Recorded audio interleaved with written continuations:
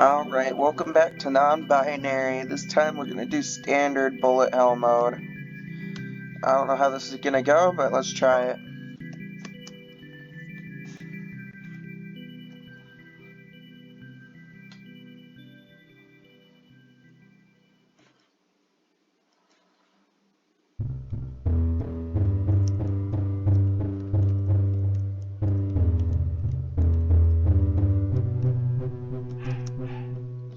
There's no need, really. Mom's voice wakes you up. She's talking to Grandma and sounds annoyed.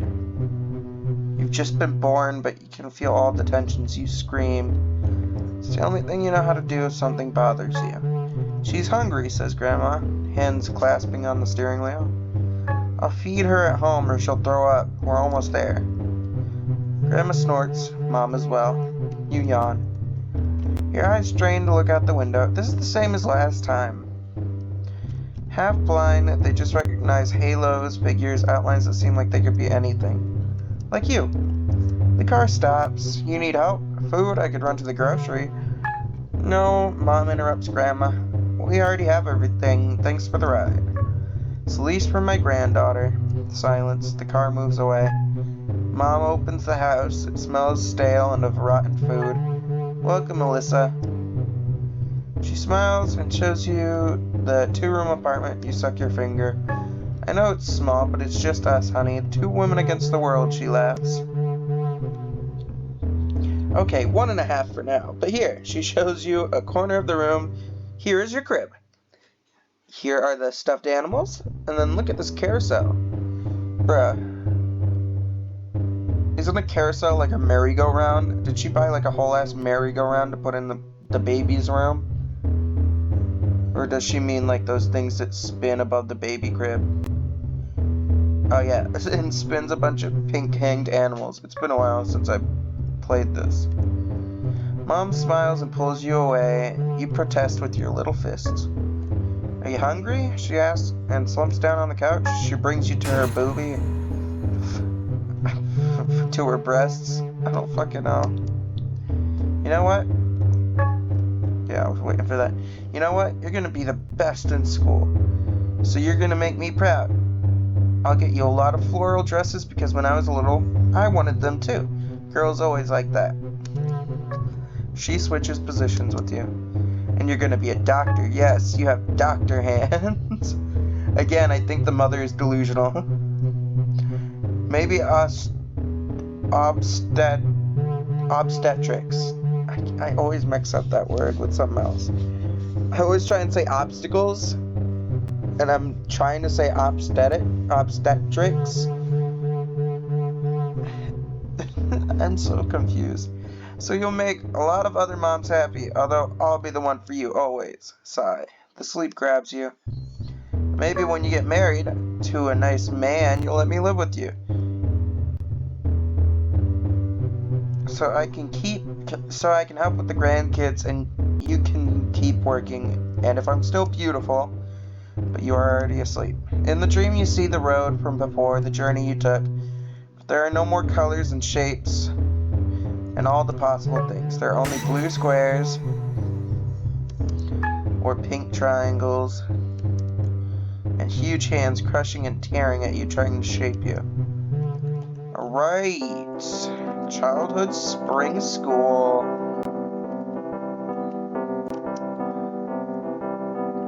With your feet you tap an imaginary rhythm on the floor. Alyssa, stay still. Mom smiles, but she is a statue. She wants you to be a statue. Okay, it's getting harder. Okay.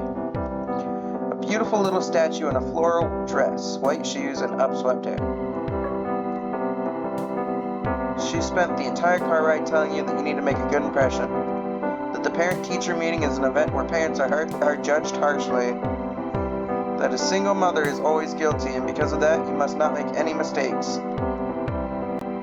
You think it doesn't make much sense, but you trust her. Look outside. You trust her, but that doesn't erase the boredom. Some guys are chasing each other. That loudmouth Lorenzo brought a ball. They're making teams. Mom? She ignores you. Across the yard, your classmates are chatting. You recognize Laura, Marika, Chloe, and an older girl. Fuck me. And an older girl, Emma. Only you have to sit. Can I go to the bathroom? You were in there 2 seconds ago, honey. She sighs and takes your hand. Mommy's scent is so strong it gives you a headache. If you're good, then I'll let you get some ice cream. Okay? She hands you a rolled doll's book. I still don't know what that is. Which you unwillingly flip through. Goal! Someone yells from outside. Sister Ad's big voice drowns out the shouts of your classmates. They make promises broken the moment the window is closed. What the fuck is wrong with me today? I can't read anything. The nun looks out a small door, calls to your mother. You stay here 10 minutes, just 10 minutes, okay? And then you'll get your ice cream. You nod your head. How long is that? 10 minutes? You count 6 breaths, 7, you decide that's enough. Okay, so this time we're gonna go the other way. Go to the girlfriends. Not exactly your first choice, but the one that makes sense, the most sense. No ball equals no mess equals no scolding from mom. Yeah. Nice shoes, comments Marika. You look at your feet. They're tight. You only wore them once for your cousin's communion. Communion? What are you talking about?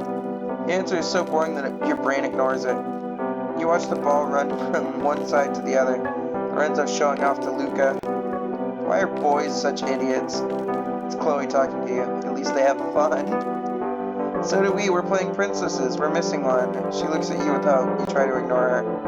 Are you coming? You don't like it, but you have an idea. Would you like a dare? If you win, I'll play princesses until the end of school. Chloe's gaze is doubtful. Behind her come the others. On that tree, he points to an old M tree with low branches. His sister adds ledger. If you get it before me, you have won. It was you then who stole it, Laura is surprised.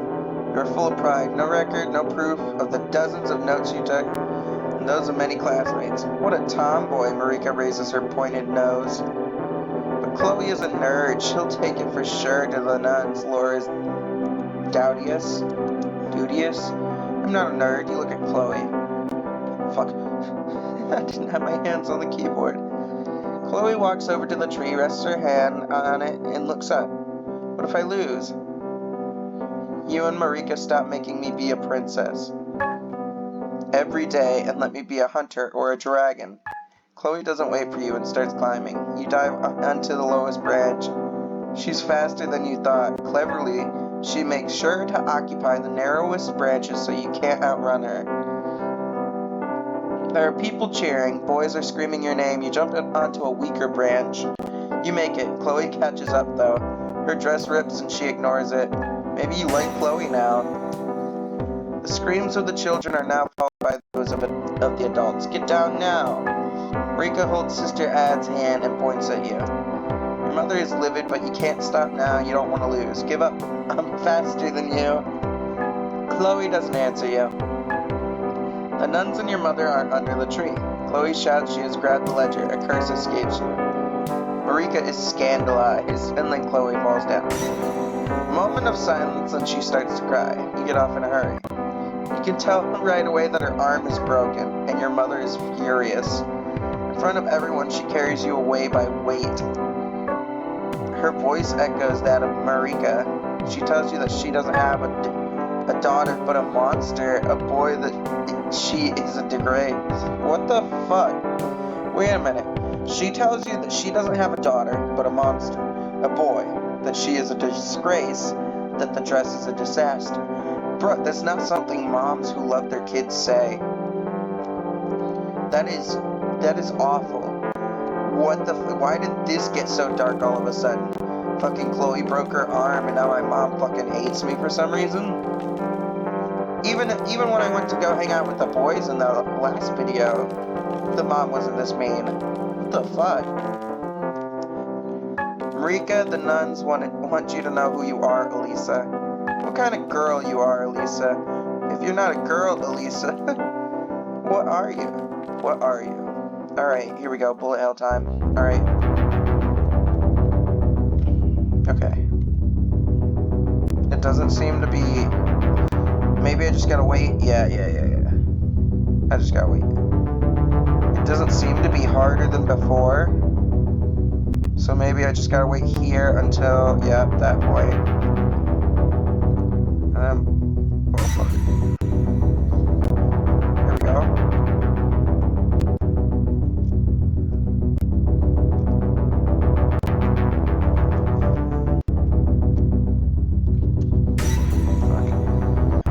Fuck. Oh fuck. Okay. Did I do it? Yeah. Teenage winter school. I'm downstairs, only a few laughs. There's a strange silence. No one is sleepy, yet the chatting seems to be over. We did it. Sitting on the desk, he passed the cigarette to Chloe, with a strange smile. Outside the city sleeps, the square is empty. Tomorrow morning it will be filled with police trucks, professors, some rich guy, maybe a couple bored journalists. For now, though, the plaza rests. So much for the 3 fucking dykes, right? Emma tries hard to sound calm, but she's shaking. I'm proud of you, Bunny. And it's true, because in spite of your anxieties and fears, Emma, Sailor Moon superfan Bunny, never gave you up. Not even when half the student council insulted you in front of everyone. 3 fucking dykes. Yet you got the okay, found over 30 willing female students, and the squatting began. Do you think Marika could really use all of this? Chloe hands the cigarette back to you. At least she'll know she's not alone. Wait, was Marika always the one that... Oh, shit. I don't think Marika was always the one that needed the help before. Because before, wasn't it also Chloe that needed it? There's nothing more we can do, I'm afraid. Emma looks out the window. Marika suspended after reporting the abuser of the principal. And no one willing to do anything about it. And then tomorrow Lorenzo will be in deep shit. I wonder if His Majesty, as well as Eternal School Representative Lorenzo Shitface Gulag,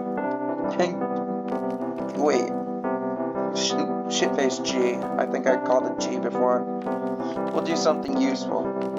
Nah, he'll say something about the laws need to be respected and the need to cooperate with teachers. Chloe clings to your arm. With his law-abiding, we get beaten up. He could shove it up his ass. Chloe stares at you, smiling, proud, and in love. Emma reads something in her gaze. She never asked you anything, but she knows. I'll go downstairs with Laura and the other girls. Try to get some sleep. You hug her. Take care of the younger ones. I'm trying to pick different choices than last time. As the door closes, Chloe kisses you. How are you so cool? I chose this one last time. I ignore my feelings. So they rot, become compost, and feed my cells. Idiot, she pretends to slap you. What will your mother say? She asks you by laying out a small sleeping bag, so small that you wonder how your body will fit in there. Put your hands on your hips and imitate your mom. Why me, young lady? Because I didn't raise you on my own to see you become a hooligan. I work 2 jobs, and one of them is to pay for your damages, goddammit. You joke about it, but would like her to understand that you do these things for her too. So that stories like hers or Marika's don't happen again. But she would only want you to study and volunteer at church, later on a good engineer husband, 2 children, and an apartment below hers. You imagine her alone at home, worried, and your heart breaks. I meant about us. Chloe's voice grew out. You get off the desk. What answer is I haven't told her anything yet. Oh, fuck. But that won't be a problem for her, will it? She even saw the pictures from last Pride, and it didn't go so well. I'm just not sure. Of us? Of me. Chloe looks at you, stopping halfway while undressing. The light highlights an old scar on her arm and her hurt look. That's where the scar came from in the last video, because it mentioned the scar, and I had no idea how she got that scar. She got the scar from climbing the tree and then falling off of it. That makes sense. Okay. You know, there's something you need to understand, but the words go away when you try to grab that thing and talk about it. I love you, and that's all I know. Chloe lays back in silence, but that's not enough for you. You lie down next to her.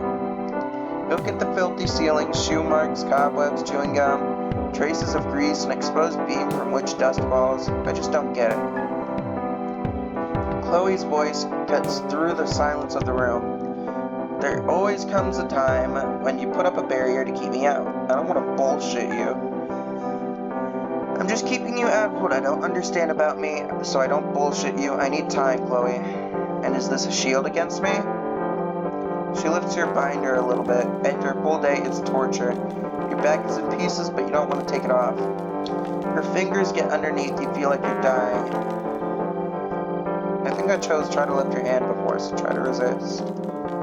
Your body stiffens. Are you holding your breath? Chloe looks at you puzzled. She gets up, goes to the window. You hate it when she tries to make you feel guilty. Hate that she always succeeds. This again, you're not a man, Alyssa. I would know. They give me, like, hives if I touch them. Your strength is that of a woman. Your moans. It's not for you to decide who I am. It comes out harder than you'd like. You blame it on the fatigue, but you also know that you can't take it anymore, that it all hurts you. She keeps telling you she loves you, but then she always seems to want something you're not. You're right, but this is too hard. This is hard for me, too. Chloe's body returns next to yours. She hugs you, but you feel like she's light years away. Away from you. You hold her. There comes this idea, this thought, that becomes a certainty. If it ends with her, no one will ever love you again. There's a choice you have to make, or things you need to learn to reconsider, to ignore. Maybe they're not that important, right? When she starts snoring, you're still there, eyes wide open and brain locked on one question and one question only. Am I a girl? Okay, back to the bullet hell. For those of you who saw the last video, you already know the answer to that question. And honestly, I think most people could figure it out.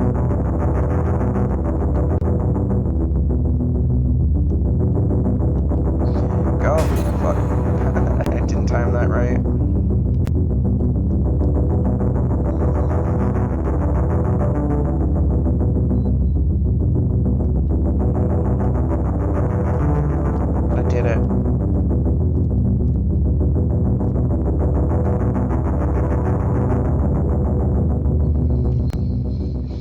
I did it. Let's go.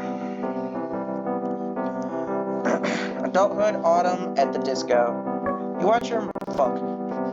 That was close. You watch your mom and Chloe talk at the club counter. You still can't get over how things have changed. Mom gestures for you to join her. Chloe was telling me about that you two are thinking about going to Spain to, you know. You look at your wife.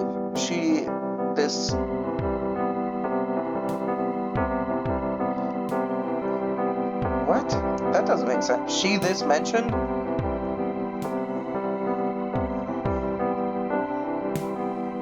She mentioned this motherhood thing only 2 nights ago. She already decided you will have a child, apparently. It's a long process, it's an idea for now, and you remain silent.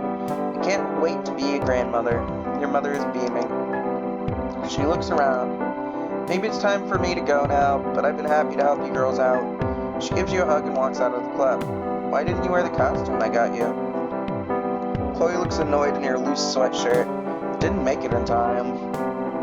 The preparations and all. She doesn't answer you because 2 women approach dressed as Ellen DeGeneres and...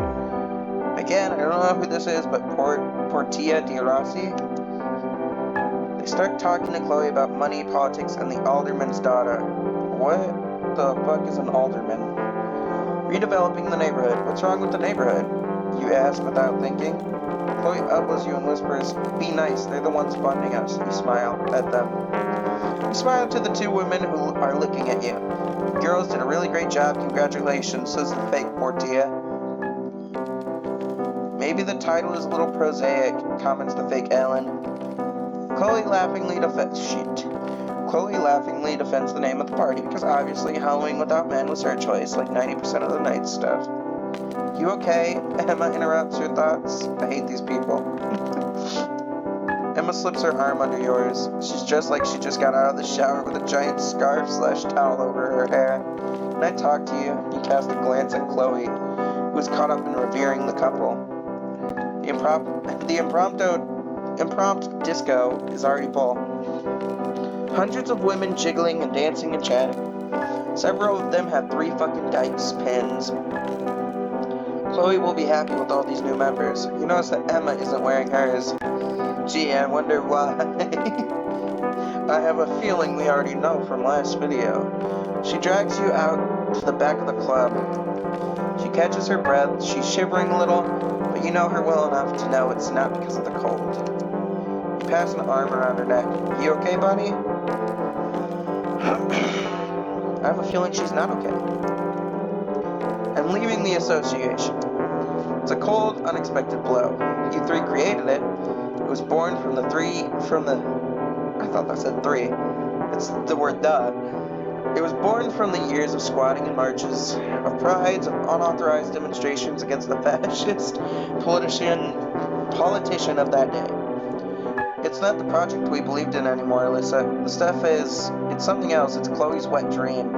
She looks over her shoulders. These are the people we fought against. What are those two bitches doing here? If we want to survive... Those are Chloe's words, for fuck's sake. You know you're my bestie, right? Nod. She takes your hands. Bruh, look at the circle. I'm almost dead. I'm almost dead. I figured out that the more I get hit, the more the circle vanishes. So it looks like I got like 3 hits left, maybe 2. You're just not yourself anymore, Alyssa. You're basically just obeying Chloe. Never questioning her. Where's the Alyssa who used to say fuck you to everyone? The one who was trying to save the world. The one whose couch housed tons of girls kicked out of their home. There's a cold knock somewhere in your belly, where you put a defense system that has been firing at everyone lately. Indiscriminately, as long as you don't look inside. You head back inside the club. You let go of... Okay, I chose that one. Let go of Emma's hand. You let go of Emma's hand, reaching into your tight pockets for a cigarette. Honey, you haven't been well for a long time. I don't know what's going on, but you're smiling less and less, and I'm worried. I want to help you, but I don't know how to do it if you're interrupted by shouting. You take the opportunity to go inside and see what's going on. Emma's words stick with you. They are not a man. The voice falls into total silence. Even the music has disappeared. Rules are rules, and is Chloe's voice shaking? You know she's pissed. The 2 hyenas are behind her, holding 2 martinis. You approach. Laura, never mind, let's go somewhere else. Or elsewhere. You suddenly recognize the 2 people who are arguing with Chloe. Laura, your old schoolmate, you lost each other after the first year of high school. And Luca, who you can't hear your thoughts, understand what is that who.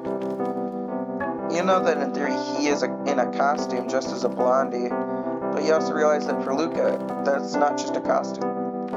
That cold knock again in your stomach. Go towards Chloe, but Emma gets in the way. This is what must happen. Must not happen. We are not this. Oh, fuck. Damn, I forgot about all of this. You hear Laura say something in the tone of someone who is tired of repeating the same phrase over and over again. They are not a boy, they're a non-binary person, and they just wanted to be in a relaxed situation. The first time they have left the house dressed like this. She holds Luca near. They were hoping not to get mocked here at least, but apparently it's impossible. Laura... Oof, I almost fucking ran into that bullet. Laura intercepts your gaze, recognizing you. Chloe realizes that the woman is looking away. She sees you with her eyes. She begs you to give her support. Go drinking, fuck it. You down 2 glasses in a row. Emma approaches you. Weren't those our classmates in the lobby? You close your eyes, focusing on the music. If you don't look at things, they surely won't disappear. You order another shot. Alyssa, Emma grabs her hands. What's happening? You feel yourself breaking. You feel something about to give away. You look in her eyes, try to speak, but you still order a shot. The alcohol comes in all at once. You feel dizzy and nauseated. The noise at the entrance is driving people away. The music has stopped, but you only notice Emma looking at you worriedly. You wonder if she can really see you, see what you are. Because you've been denying yourself for so long, and you now have no answers. I don't know who I am, Emma. You feel yourself falling. The alcohol alters everything. The fall is endless, slowed by the comments of a lifetime. You need to dress like a girl. This is not a girl thing. Why do you play soccer? I'm a lesbian, so you're a girl. It's normal that you hate your breasts in such a sexualized society. I don't think that's normal. Honestly, I don't think it's normal to hate a specific part of yourself.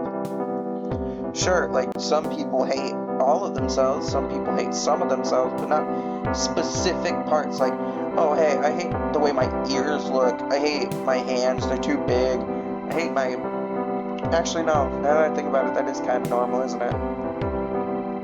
Huh. I guess I'm not normal. There are only two genders, this is unnatural, you puke, and while vomiting, you break that chunk of frost you had in your chest. Words come rushing in, hurting you, and you no longer have the strength to fight back. Alright, here we go.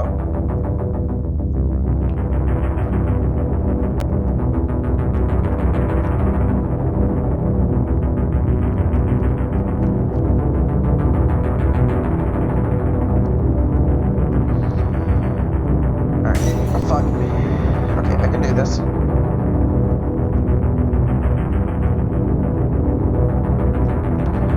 I am fucked. There's no way I can dodge this one. Nope, there we go. I wonder if that's how the game ends. Like, it ends itself.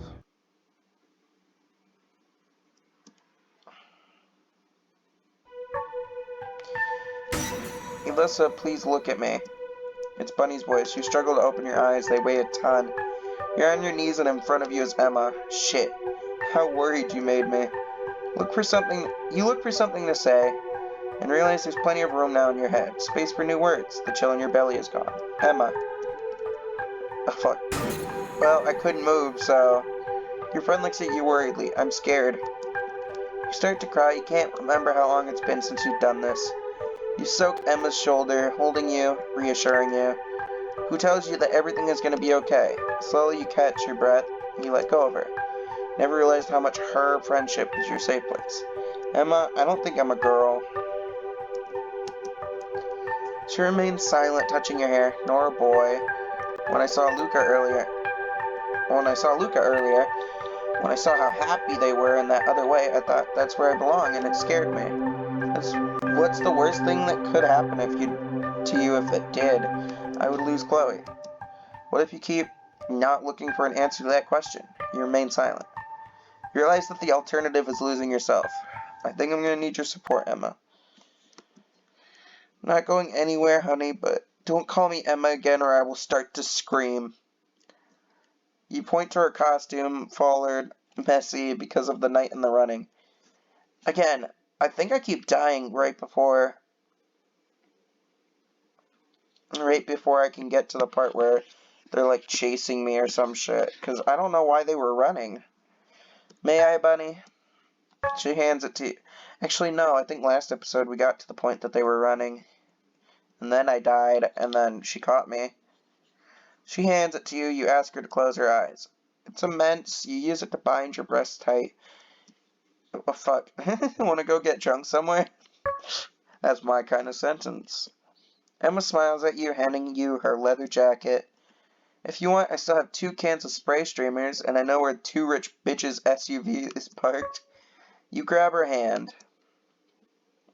She picks up her phone, ready for a selfie together. The screen shows your body. Alright, this is my favorite part. I think this time we're gonna do something like... You know what? Let's do a green... No. Yellow. and red. Really spiky. With many spike.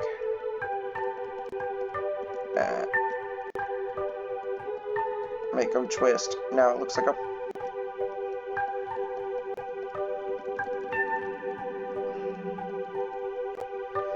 Ooh. Ooh, that looks nice. It kind of looks like a flower on one side. That's who I am, and I no longer feel alone. It looks like a flower.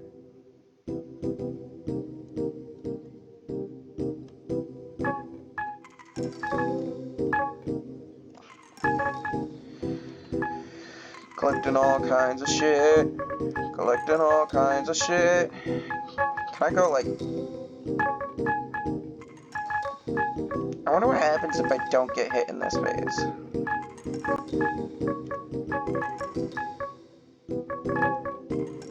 I'm gonna... Well, never mind. I was gonna say, I'm gonna try it. I got flour. That's actually really cool that I can make my own little thing at the end. Alright. It's time for the other half of the story. There weren't many choices on the other side, honestly. Before I died and ended up at the end, I think. Alright, here we go. Mom and the car rock you on the ride home. Luca, you barely been born and you already got a sly face. Dad is on a roll. Mom's laugh shakes you from your slumber. Outside the window, your little eyes see a blurry world of lights, contours, silhouettes, and glows. Everything is new, beautiful. You feel like you could be anything. You want to share your joy, but the voices are loud and ignore you. You think he'll want to learn business? Dad turns right. Mom looks at you. Mine or yours? Mine. God, I don't want a beautician's son. Again, if they're good at their craft, why wouldn't you want them to do what they're good at? I know plenty of, like, people who are, well, not plenty, but I know some guys who work salons and shit, and they're really good at it. Like really good. I haven't personally gotten a haircut from them, but they dye other people's hair in front of me, and it's just like really good looking, and it's awesome. Anyway, enough of that. Mama brings you out of the car, you regurgitate. After 3 days of life, it's not like you can do much more. You go from Mom's arms to Grandma's, aunts, and uncles running around you. I haven't been hit once yet. Oh my god, look. I'm fully solid yellow. Your bedroom is already full. A little bed with blue blankets, blue curtains, blue walls. Blue the closet, the carpet, the pajamas they put on you. Pink your cheeks as they comment on your willy. Again, a weird topic to talk about. Why would they... I'm not even gonna go there again. On a shelf, an array of stuffed animals. A car, a fireman, a teddy bear, a bulldog, a soccer ball. That's a strange amount of weird shit. Okay, stuffed animals. Why would they have a stuffed car? I've never seen a stuffed animal car. Never seen a stuffed fireman. I've seen teddy bears, bulldogs, and soccer balls, but not a car and a fireman. Like, what? Your brother puts the ball in your hands, laughing. These are goalie hands. Look at the hook. He's happy. You just wanted something to hold on to. These people say too much and your head spins. Grandma asks your brother if he wants to hold you. Jesus Christ.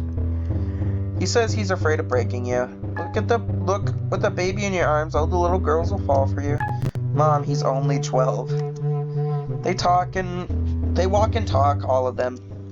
They tell each other what your future is going to be. They laugh, they draw boundaries. Their words fall on your eyes. Outside along the road, you see less and less variety. Shapes and colors fade until all that remains is an expanse of blue squares and pink triangles. Everything looks the same. You cry. Okay, childhood summer park. Because you're a boy. The tone of someone saying something obvious. So what? And you can't do Ariel because she's a princess. We need a prince. That's all you're here for. Marika has her arms wrapped around her chest, is looking at you like you're the stupidest thing in the world. The other girls are bored. Oh shit. Laura keeps huffing. Alyssa throws rocks at lizards. The sun is warm and the park is filled with festive shouts. I think I glared at her last time. Let's fucking stand up for ourselves. We always do what you want. I'm the oldest, so I decide, and therefore you are the prince. Marika walks away with her braids dancing. They start chatting, planning. Every now and then, they ask you a few questions, but you really don't feel like answering them now. You know, when I was little, I wouldn't deal with people like that. I would just fucking walk away. I'd be like, okay, fine. If I'm not gonna be what I want to be, then I'm gonna leave. I was a little asshole back then, but you know. You look at your backpack with the new manga of Ranma 1/2, and you think you were so happy to just sit and read in the sun. I don't remember which one I chose last time. I think I chose to sit on the steps and ignore them. Make an effort to follow along. Aren't you hungry? Laura hands you... Oh no, that's what I picked last time. God damn it. Laura hands you her snack, smiling at you. She's always so nice to you. At the other end of the park, Omar, your brother, is playing with other boys. Even though he is much older than you. Damn, that was a lot of blue squares.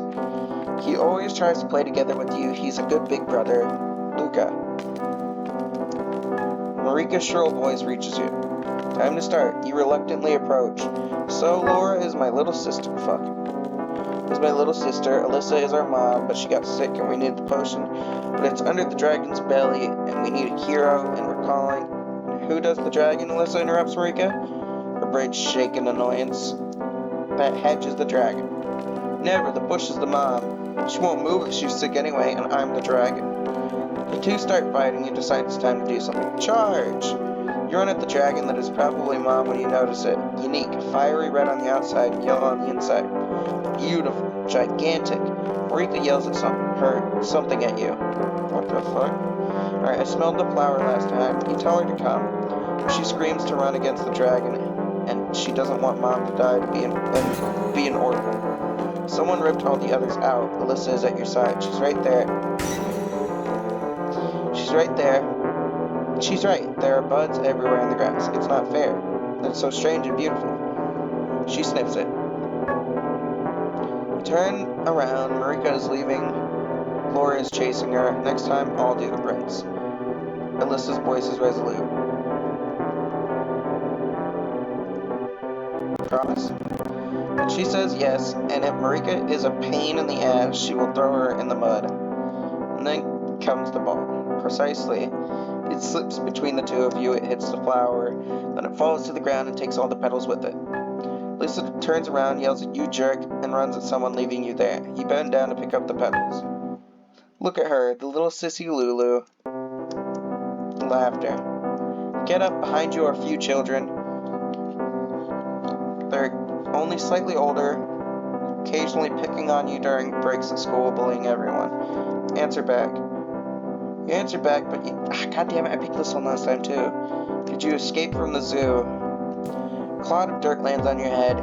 You wipe your eyes with the back of your hand, and don't see who's throwing you down onto the grass, crushing you with their weight. Try another kick, but it goes wide. You reach out. Fuck, I messed up. All womanly things, according to your brother, men need to know how to fight. I'm not saying that word again. You gasp, the boy sketches, pretend punch on your nose, try to give him a real one. Lorenzo, the boy who is straddling you, starts to fly. The surprise takes away even the desire to get up. Quick steps, few screams, and then a hand that reaches out, your brother's. You grab it. He lifts you up, hands you some water, wipes your face. Nothing serious, he tells you, smiling. I used to think the brother was a good guy until we got further into this story. Last episode. Now I just can't help but think he's an asshole. You sit down on the steps, retrieve 2 half-crushed snacks from your backpack, you hand him one. What did you do this time, Lou? Tell him the story of the flower. Omar laughs, running his big hand through your hair. For a flower? Fuck, you got beat up over a flower. It was the last one. You know what the great thing about flowers is, Lou? They grow back. Unlike your little head, if you break it, it doesn't grow back. You keep quiet. Lou, I can't spend my life defending you. You know that, right? But I don't want to. But Omar looks ahead, torturing the snack paper with his hands. Why do you think they're mad at you, Lou? Because they're stupid. You're always alone or with the girls or with Grandma. You're never with the boys, and that's weird. You love Grandma. I play with you. I'm your brother. It's different, and I'm older, and someday I won't be there when you need me, and that worries me. I don't want you to worry about me. Omar looks at you in the eyes, serious. You need to learn how to be in the world, little brother. Play with your mates. Beat them up when they offend you, and leave the girls alone. You'll see in a couple of years they won't want to play with you anyway. He smiles at you. Why? Because they want to do girl things and boys boy things. That's the way life goes. And you'll always be my friend? Always, Lou. He's a fucking liar. He rubs a knuckle on your head. But now I gotta go to my girl. Another thing you'll understand someday. You watch him walk away. You pick up your backpack and head for home. The light is low. Swallows are racing across the sky. You hum something. You realize that your pants are broken. Mom is gonna be pissed as hell. Then someone yells across the street. They're all there in line. The kids from earlier. You notice Lorenzo's eye is swollen. You hope it's because of you. They're yelling at you, that you're a sissy, that you're not a boy. I hate these type of people. You dropped your willy, the dog ate it, didn't it? Alright, I will give him that. That one was a good one. I haven't heard that one before. I've heard it, like, last game, or last video of this. But other than that, I have never heard that before. You dropped your willy and the dog ate it, didn't it? It's fucking funny. I would laugh at someone who said that to me. That with long hair, you look like a girl. You wish Omar was with you, but you're alone, lonely. What are you, Luca? What are you? What kind of boy are you? Okay, I can do this. 100%.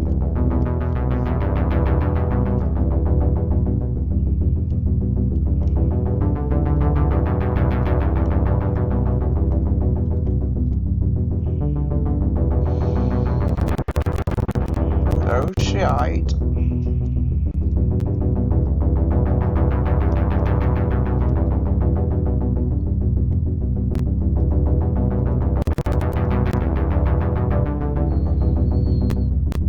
This is actually kind of easy. I changed my mind. Fuck off. Fuck. Hey, I got away with only one scratch. Teenage autumn at Grandma's house. Grandma's house is like a pile of leaves. Fuck. Layers of something. The living room is overrun with 40 years of fashion sewing knitting magazines. A wave of memories hits you. Get a copy of Berta. We're here to throw this stuff away, Lulu. God damn it. Lulu land, Lulu. That was a shitty start. Omar walks in holding some boxes. Laura comes in from behind and gives you a hug. Are you okay, honey? You throw the magazine in Omar's face. He shrugs and calls you a dork. It's not like she died. Omar takes the other magazines and boxes them up. You locked her in a nursing home. It's the same thing. Luca, it's for her own good. She didn't want to go. Why didn't you accept our proposal? Laura has her hands on her hips and stares at Omar. Omar's in trouble. They don't get along very well when you got together. Omar was happy, so you're not that word. But Laura is convinced that he's a bad influence on you. Two 15-year-old dykes to stand behind a crazy old lady. She's your fucking grandmother, dude. Like, seriously. You continue boxing in silence. Fuck. The only noise being the items moved around. Omar stacks things angrily, closes the boxes, walks down to the stairs, stomping his feet, returns, repeats. Laura hands you the things when your eyes meet. She smiles at you every now and then. She gives you a kiss on the cheek. You know, usual shit. Oh, Laura. Grandma likes Laura a lot. She's always been of the opinion that if a rule is wrong, it's your duty to break it. After Grandpa's death, she never wore mourning garments. She was glad that the violent man was dead, and didn't want to pretend otherwise. When she started hunting, some men teased her, some tried to get too close. They act so big, but if you shoot them near their feet, you can see how they run. And Laura is a bit like that. What are you thinking? You two are so much alike. Her nets were made of wool. Fuck. And yours of bits, but you have so much in common. Laura laughs. Whoa, I didn't know you were a poet. Because I'm not. Just being nice, jeez. You know, she loves you a lot, right? You can see it in her eyes every time she looks at you. Laura smiles at you, handing you a dress. It takes you a moment to recognize it. You get a closer look at the pattern. The hibiscus flowers, a long dress she made you 2 years ago. You fought with her about that dress. You screamed to hide your fear of how much she had seen in you. Okay, hang on. Okay, we good. Fear of the pleasure you felt at the idea of wearing it, of standing there with her in that long summer dress, sewing and talking, with the confidence that no ball would destroy you. Laura looks at you tenderly. What are you thinking about? Talking about the weather. Put the dress back in the box. Omar stands in the doorway with 3 beers in his hand, a gesture of peace. Have you stopped sulking? Laura asks Omar, uncorking the bottle. I'm not sulking, but I'm pissed that my brother treats me like a monster. I love Grandma too, I really do. She turns her back on you, the tone of her voice more tremulous. I don't want to wake up every morning with the fear that she won't answer the phone and she's dead alone here in the house. Rest a hand on Omar's shoulder. You know what, let's be the nice guy. Omar twists the bottle cap back between his fingers. There was a time in our lives when someone decided that I had to be the strong, practical one. Maybe because of you, little brother. He looks at you. He almost trembles. You've always been in a world of your own. You complain about Mom, but in the end, all she does is worrying about you. I don't need her to worry, and she doesn't see you. I know I'm a roughneck, but I'm not as good with words as you are, and I'm not as good as words. But I take care about Grandma, and I want her to be happy, and I care about you, and I want you to be happy, but I don't know how to do that. Omar's glossy eyes fill you with guilt. I don't demand you to be perfect. Omar needs you. Put aside words and explanations and hug him. You're doing good, big brother. You really are. I couldn't ask for better. You smile and tell him. You smile as you tell him, and he smiles back, and then punches you, calling you a fag, and resumes canning stuff, telling anecdotes about last night out with the guys. Fuck. Laura looks at you, and there's something bitter in her gaze. You can't make everyone happy, Luca. You're gonna end up disappearing by doing it. What am I supposed to do? Tell the truth, whatever it is. About what? Laura shrugs, but her eyes are tense, expecting an answer. The only thing you do is walking away. You got into Grandma's room. The window is ajar, her robe lying on the coffee table next to cigarettes and medicine. A picture of you, her, and Omar many years ago, when everything seemed simple, when no one demanded answers from you. But it's impossible to go back to that moment, because Laura's eyes are still asking you, what are you, Luca? Are you a boy? Or not? Alright, let's try not to die.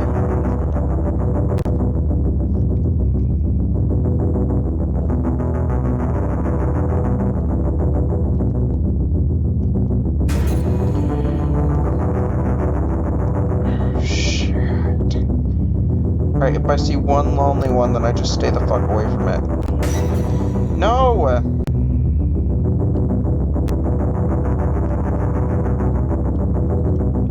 Stay away from me. I did it. No way. Fuck. Immediately does it again. Fuck, I'm gonna die. Adulthood, autumn, home.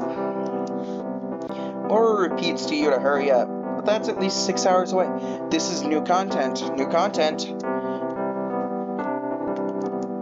And that's not enough. Bring something to munch on. You rummage through your kitchen cabinets, retrieving chocolate and peanut butter. You don't feel like going to that stupid party tonight, but what if we stay home? Did I mention that I hate Marika?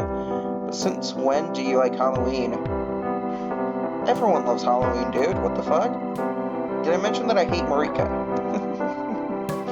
Because I do hate her. You walk up to the stairs without Laura answering. The only light is from the study.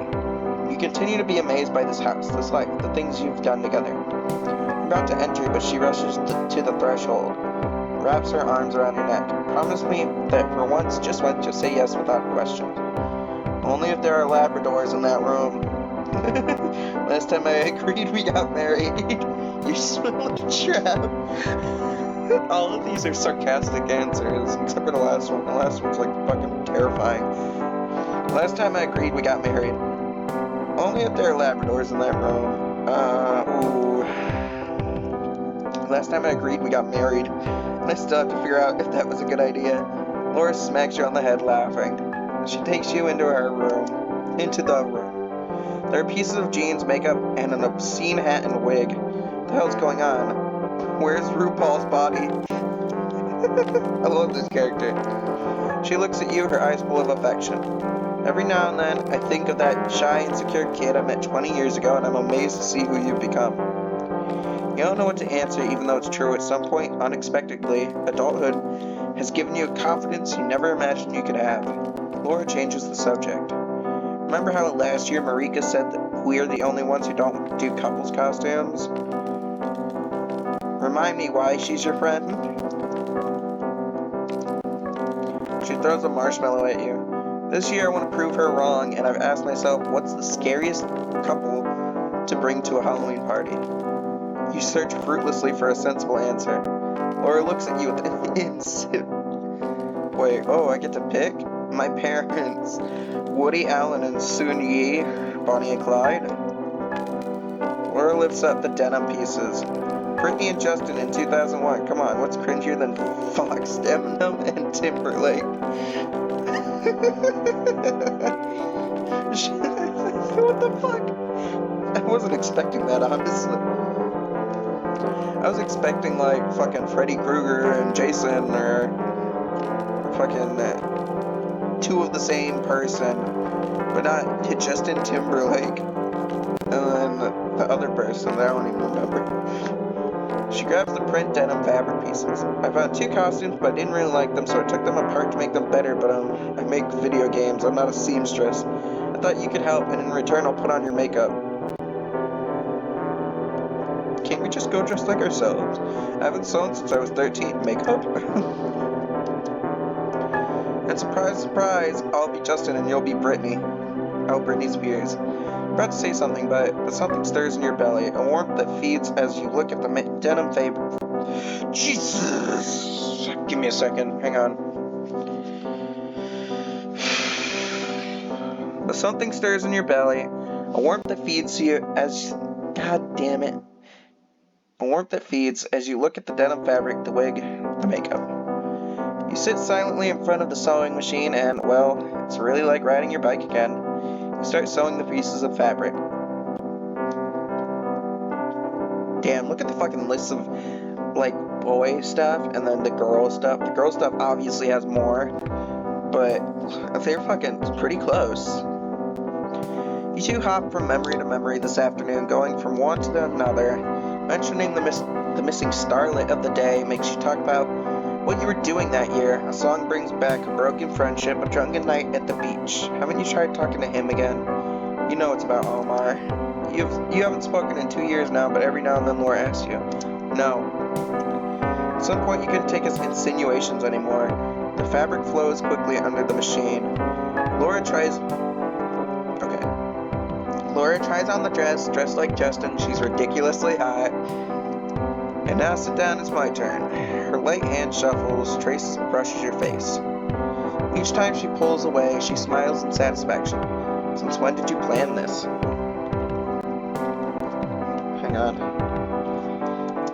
When I got the idea, I realized that it actually had been there all along. That it was something I wanted to do with you, and that I could only do with you. She kisses you on the nape of your neck, grabs your hand to get you up, leads you to the mirror. The dress is hideous and the wig is awful, but your eyes fill with what they see, the face redrawn by the makeup, the waist traced by the belt, the hairy chest sticking out of the neckline. Wow, should I shave? You murmur? Only if you don't like yourself like this. Laura squeezes your hand. Laura is literally the best character in this version, or this half of the story. Because she is very supportive and everything. She doesn't care what, what's the character's name? Luca. She doesn't care what Luca looks like. She doesn't care that Luca doesn't feel like themselves sometimes. She's like, just be you and everything will work out. She squeezes your hand. You look at yourself and you like yourself this way so much. You're afraid, you're gasping for air, yet you have the certainty that for the first time you're really seeing yourself. It's as if someone has removed what the fuck is a patina? Someone has removed a patina from your eyes. Someone has removed a whole ass saloon from your eyes. I think that's what that means. As if until now the body you saw in the mirror was that of another person. Something you kept erasing, that you never wanted to remember. Now it's really you. You admire your huge eyes under the eyeliner, and the way your lips explode red between the hairs of your beard. I have a fucking beard? Let's go. How the muscles and folds of your dress enhance each other. ... You start to cry. Laura hugs you. I was gonna cry if that killed me. Oh, I need to slow down. Reject everything you feel. You can't tell her the truth. You try to find the words. You try to find the words to tell her how you feel. But they don't come. It's like there's a gap, a piece that's missing. You smile, you stammer that everything is good. It was just unexpected. You're out of breath. Catch a glimpse of yourself in the mirror again and smile. A voice inside you screams that you suck. You try to ignore that voice, but it takes strength from everything you've been told throughout your life. Omar doesn't consider you a real man. The neighbor who jokingly calls you lesbians. Your mother who tells you that you look too much like grandma.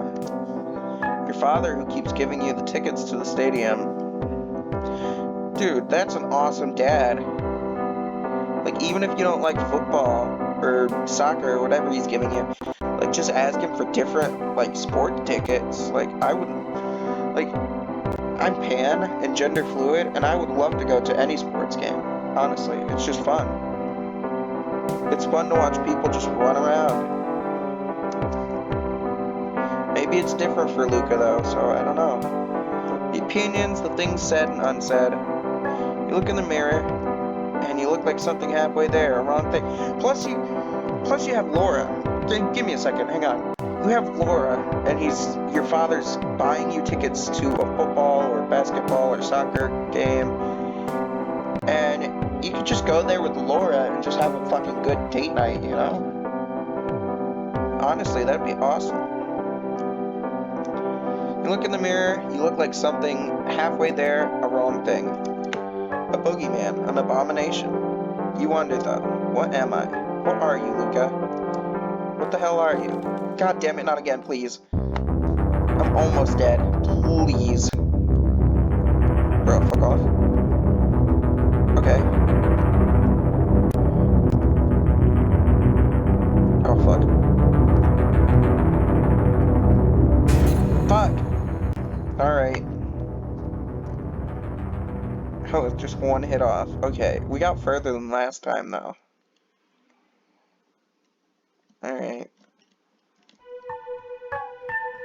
When you open your eyes, Laura is crouched in front of you, her eyes fixed in yours. Hey, sweetie. You rest your forehead on yours. What happened to that little head? You take a breath, but you already knew that, so what?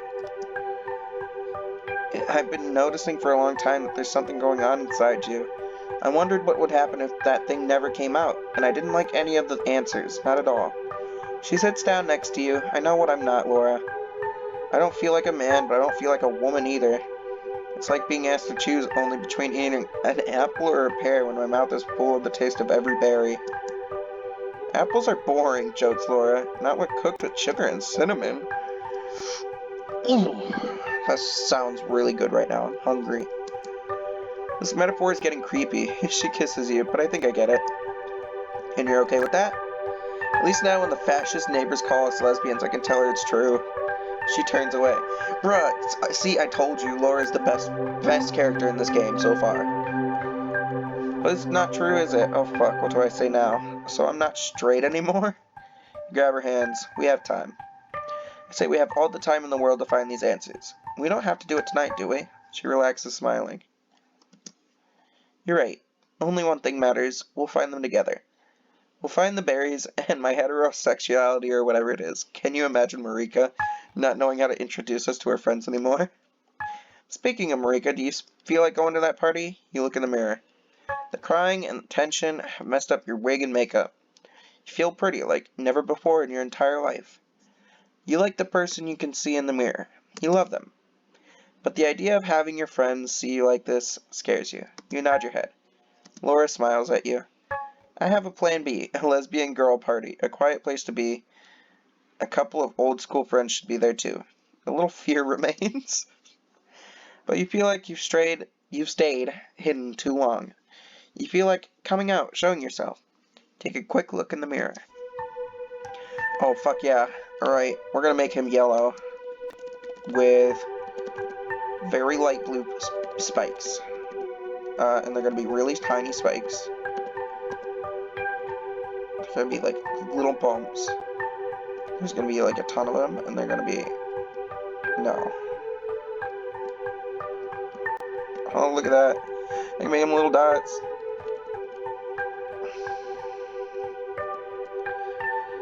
A little more. Ooh, I think I already made this one yet. Already. Hang on. How do I make them bigger? Oh, dude. I found the flower one again.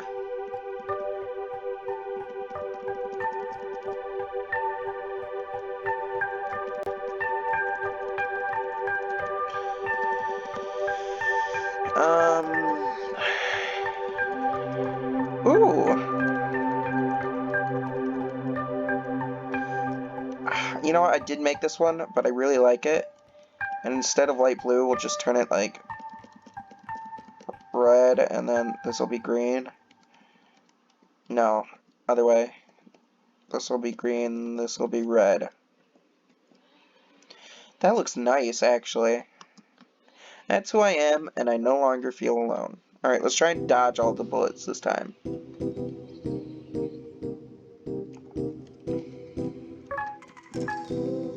Fuck, I hit one.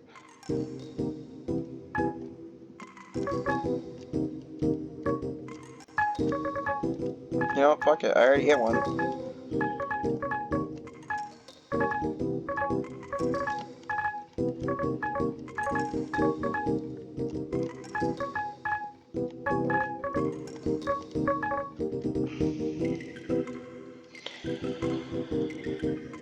Damn, that was a good game. I think there's still more. I think we can go into, like, older years, maybe? But that was it. Unless, if I press live the other half of the story again, will it go back to Alyssa, or will it go to a different character?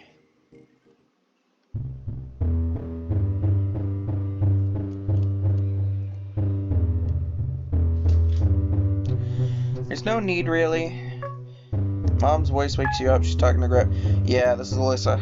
Alright, so if you guys enjoyed, leave a like, comment down below which one's your favorite main character, because I actually know. Comment down below if you have any experiences with non-binary people, or trans people, or just people from the LGBT, and if you got any stories, just share them.